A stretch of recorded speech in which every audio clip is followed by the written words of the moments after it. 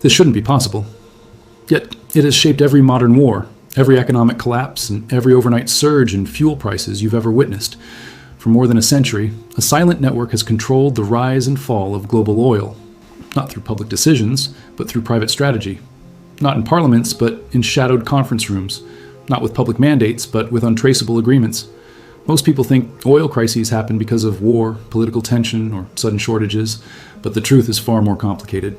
There's an unseen force behind each spike and crash, an invisible hand that decides when nations panic, when currencies fall, and when ordinary people struggle to fill their tanks. And what almost no one realizes is that the world's most powerful countries are not the only players in this story. Hidden beneath the headlines is a web of families, corporations, and strategic alliances that have quietly shaped every oil crisis you've ever lived through. Oil is the bloodstream of the global economy. It powers the ships that move your food, the trucks that deliver your products, the planes that cross your skies, and the machines that run every major industry. When oil prices move, the entire world moves with them. A sudden spike can destroy a country's economy. A sudden drop can topple a government. A carefully timed shortage can shift political alliances. But here's what almost no one realizes. These crises rarely emerge by accident. Behind every major oil shock, there is a pattern, consistent, predictable, orchestrated, one that always benefits a small group while punishing millions. So the real question isn't, why do oil crises happen? The real question is, who benefits when they do? To answer that, we need to travel back, not 10 years, not 50, but more than a century, to the moment when oil first became power, and when the world's first hidden network began shaping a new global order. The story begins in the late 1800s, when oil was nothing more than a flammable curiosity. Lamps burned it, factories used it. No one yet imagined it would become the key to world dominance. But one man did. In Cleveland, Ohio, John D. Rockefeller quietly built a company with a simple mission: control the flow of oil before anyone else realizes its value. He bought refineries, pipelines, rail routes, storage tanks, not because he needed them, but because he understood one truth. If you control infrastructure, you control the resource. Behind closed doors, Standard Oil negotiated secret deals. Discounts, rebates, guaranteed shipments, arrangements the public never knew existed. Railroads bent to Rockefeller. Rivals collapsed under him. And within a few decades, Standard Oil became the most powerful corporate empire in American history. But what happened next changed everything. Governments realized they had made a mistake. They had allowed one man to control the economic future of a nation. So, in 1911, the U.S. Supreme Court broke Standard Oil into 34 separate companies. Except, the breakup didn't really break anything. Rockefeller kept his shares, his associates kept their positions, and the separate companies, Exxon, Mobil, Chevron, continued operating like pieces of the same machine. But here's where the story takes a darker turn. As oil's importance grew, new players entered the game, not private businessmen, but empires. By the early 1900s, oil was no longer just a fuel, it was the key to military strength. The British Navy converted its ships from coal to oil, instantly changing the strategic future of every major power. But Britain had a problem. It didn't have enough oil of its own. Behind closed doors, British officials orchestrated a plan that would shape the next 100 years. They created the Anglo-Persian Oil Company, later known as BP, and secured exclusive drilling rights in Persia, a decision that transformed an entire region. Meanwhile, halfway across Europe, Germany did the same with Romania. France sought control in the Middle East. Russia nationalized its fields. What almost no one realizes is that this scramble wasn't only about energy. It was about global control. Nations weren't just searching for oil. They were building the foundations of geopolitical dominance. After World War I, the empires gathered in smoke-filled rooms to divide the Middle East like a private chessboard. Nations were carved with rulers. Borders were drawn without asking the people who lived there. And buried beneath the sand were hundreds of billions of barrels of crude oil. In one of the most consequential secret agreements of the 20th century, the Red Line Agreement, a group of elite oil companies secured exclusive rights to nearly the entire Middle East. Standard Oil, Royal Dutch Shell, Anglo-Persian, CFP, 4 giants, 1 map, and an entire region placed under quiet control. But behind closed doors, something else was happening. These companies, known later as the Seven Sisters, were not competing with each other. They were coordinating, strategizing, and agreeing informally to control prices. For decades, they decided how much oil would flow, where it would go, and how much it would cost. Governments believed they were sovereign. They were not. The real power was held by a network of executives whose names rarely appeared in public. Then came World War II, and oil became the lifeblood of survival. Tanks, planes, ships, all ran on it. Logistics ran on it. Victory depended on it. While nations battled openly on the fields of Europe and the Pacific, quiet deals were being made behind the scenes, agreements between governments and oil companies to guarantee supply, secure profits, and reshape the world after the war. When the smoke cleared in 1945, one truth was undeniable. Oil was now the currency of power. The United States controlled the world's largest reserves. Saudi Arabia struck a historic partnership with Washington. Europe relied on American supply, and Russia held vast fields of its own. The stage was set for a century of alliances, coups, crises, and strategic manipulation. And while the world thought peace had arrived, the real power struggle was only beginning. In 1973, the world woke up to a nightmare.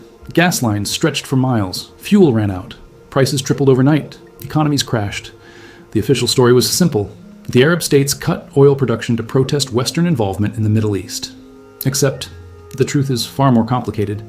Documents released decades later showed that U.S. officials and major oil companies had quietly anticipated and even accepted the crisis. Because when prices rose, profits exploded. While ordinary people waited for hours to buy a few gallons of fuel, oil companies recorded the largest earnings in history. Banks made billions financing energy trades. Governments used the chaos to rewrite global policy.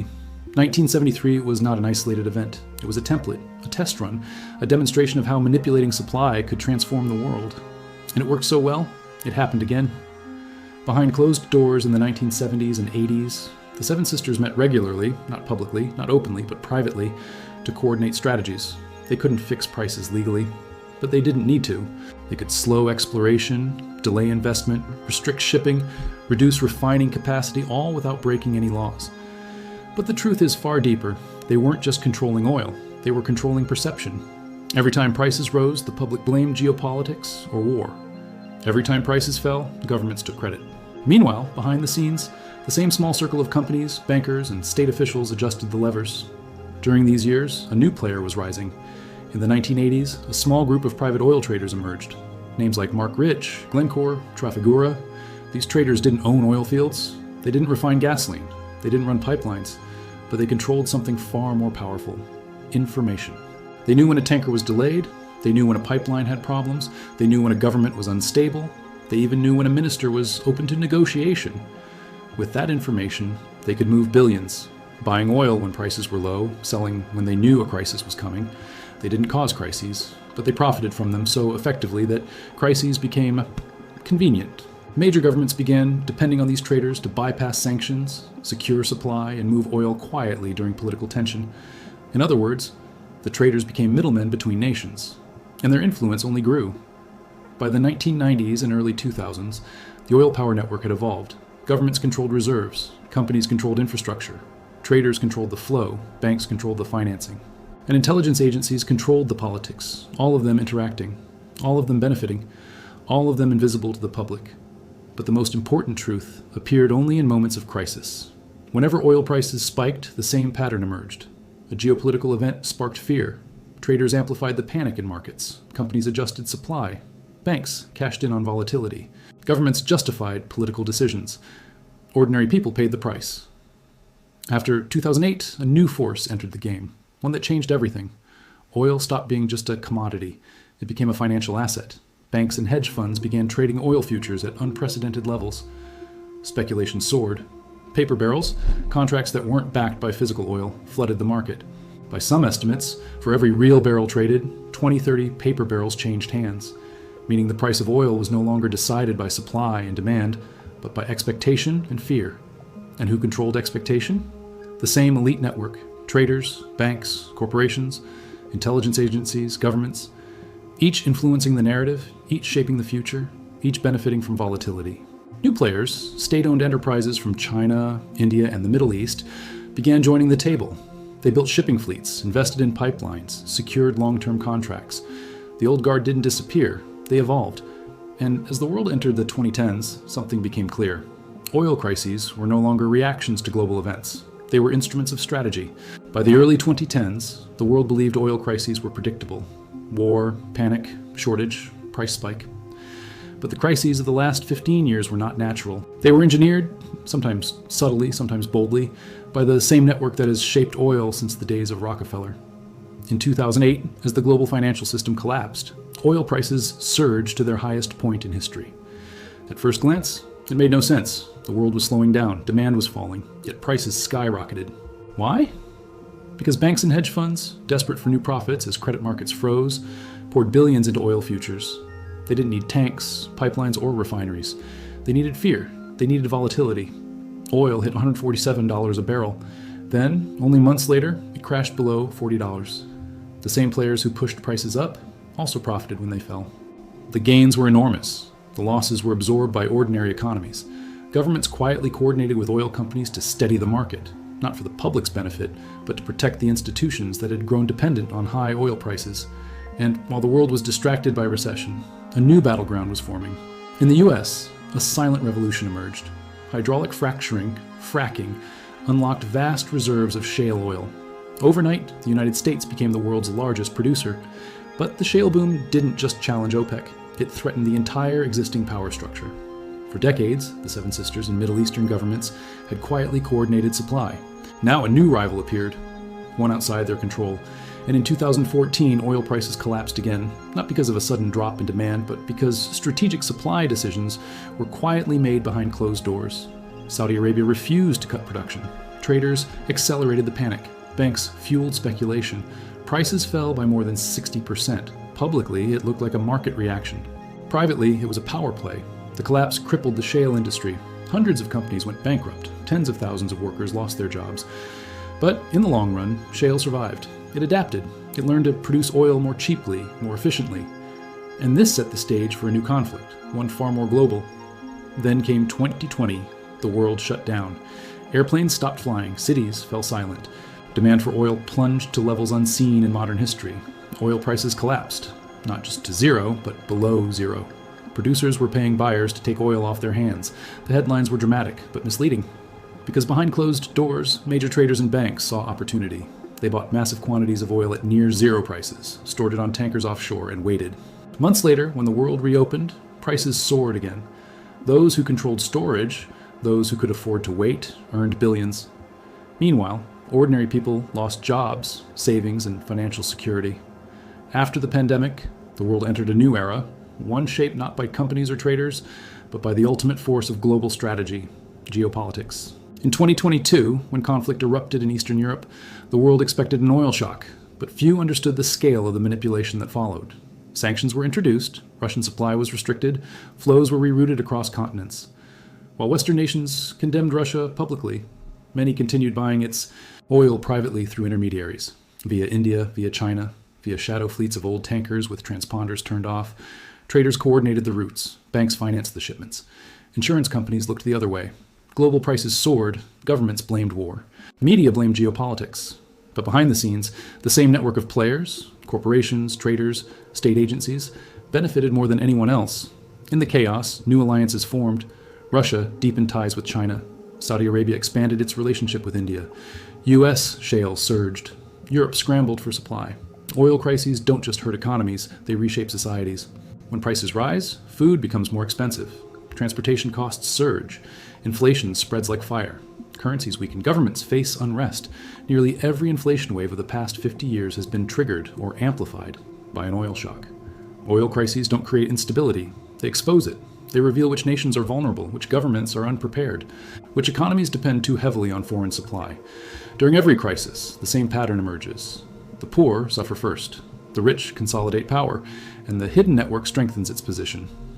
When most people hear oil crisis, they imagine chaos, unexpected, uncontrollable, unavoidable. But the truth revealed across a century of history is far more unsettling. Oil crises are not accidents. They are instruments. Instruments used to shift political alliances, punish unfriendly governments, rescue failing economies, strengthen banks and corporations, redirect global power, and shape the world order from behind the curtain. A sudden shortage here, a well-timed production cut there, a quiet meeting between ministers and executives, a strategic leak to the media, a tanker delayed by weather, a pipeline closed for maintenance. Each move subtle, each move deniable, each move part of a larger pattern. Every time the world panics, someone benefits. Every time prices surge, someone profits. Every time nations argue, someone else grows stronger. Because the real story of oil, the story hidden behind wars, recessions, and diplomacy, is not about fuel at all. It is about control. Control of nations, control of currencies, control of entire economies. And the hands behind that control are not elected. They are not accountable. They do not appear on television or campaign for votes. They operate silently, strategically, patiently, across decades, across continents, across generations. The world does not move on oil. It moves on the decisions of those who control it. They are the quiet architects of crisis, the unseen brokers of power, the hidden network shaping history from the shadows. And while the world debates politics, inflation, and conflict, their influence remains untouched. The next crisis will come, not suddenly, not randomly, but exactly when it is most useful. Because crises are not interruptions in the system, they are the system. If you want more stories like this, subscribe.